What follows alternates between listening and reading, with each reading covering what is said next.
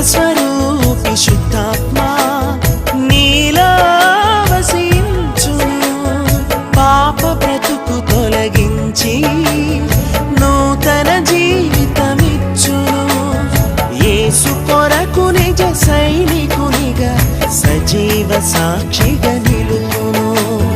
యేసు కొరకు నిజ సైనికునిగా సజీవ సాక్షిగా నిలుపును.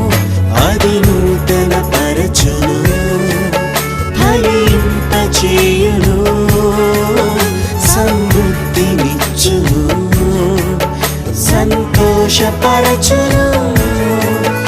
అది నూతన పరచును,